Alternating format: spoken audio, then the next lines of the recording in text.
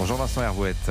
Bonjour Dimitri, bonjour à tous. Vous revenez ce matin sur le voyage du pape en Algérie, visite historique dont la première journée a été éclipsée par les diatribes de Donald Trump contre le Saint-Père. Voilà, on raconte que Staline se demandait, le pape, combien de divisions.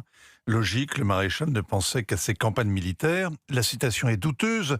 Celle de Donald Trump est mieux. Il prétend que s'il n'avait pas été élu, le conclave n'aurait prêté aucune attention au cardinal américain Robert Prévost.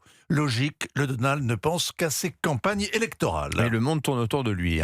D'ailleurs, il a ajouté illico une image à la fois sulpicienne et blasphématoire où il se représente en Christ, le peuple à ses genoux et le ciel rempli de toute la puissance américaine, l'aigle, les F-15, les Navy Seals. En cherchant bien, il doit y avoir Batman ou Dumbo, une sorte de blasphème au carré qui a choqué notamment les catholiques, comme son vice-président, Gédivins, qui fait un chemin de croix humiliant depuis 8 jours, après sa visite inutile à Viktor Orban, ses palabres stériles au Pakistan.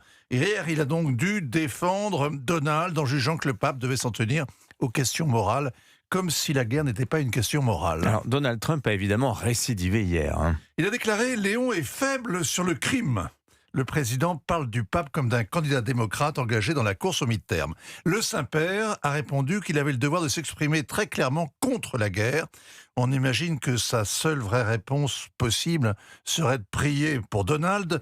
Il aurait pu éventuellement aussi le remercier car s'il avait voulu rendre service à Léon XIV et le rendre sympathique aux Algériens qu'ils reçoivent, aux Congolais, Angolais, Guinéens qui l'attendent, eh bien Trump ne s'y serait pas pris autrement. Un homme aussi méprisé par la Maison-Blanche ne peut qu'être applaudi dans le Sud. D'ailleurs, hier, le président iranien, M. Pézekian, s'est hypocritement indigné que la Maison-Blanche parle ainsi du prophète de la paix. Candide était perse, Tartuffe est iranien. Est-ce que le pape a été vraiment fêté à Alger, Vincent ? Le pape connaît l'Algérie. Quand il était à la tête de la congrégation des Augustiniens, il y est venu 2 fois sur les traces de Saint-Augustin à Hippone, aujourd'hui à Naba, où le pape célébrera la messe tout à l'heure. Ce sera le moment fort du voyage, comme la prière dans la chapelle de la cathédrale d'Alger, consacrée aux 19 religieux martyrs de la sale guerre, était le moment fort hier.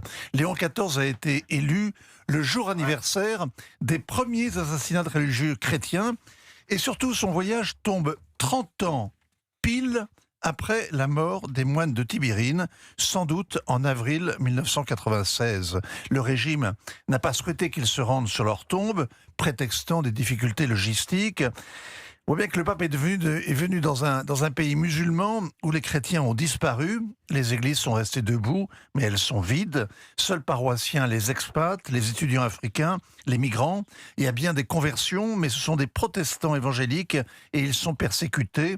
Une 50aine de leurs lieux de culte ont été fermés, des pasteurs enfermés. C'est une église du silence. Et d'ailleurs, s'il avait vraiment voulu ennuyer, déranger Donald Trump, le pape aurait pu réclamer la liberté pour cette église et il aurait été populaire dans l'électorat MAGA, mais il aurait aussi embarrassé les dirigeants algériens et ça, il n'a pas voulu le faire.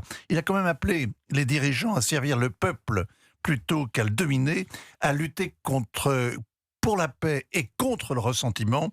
Et là, il s'adressait autant à Tebboune qu'à Trump. Signature Europe 1, ainsi va le monde, Vincent Hervouette. Merci beaucoup, Vincent.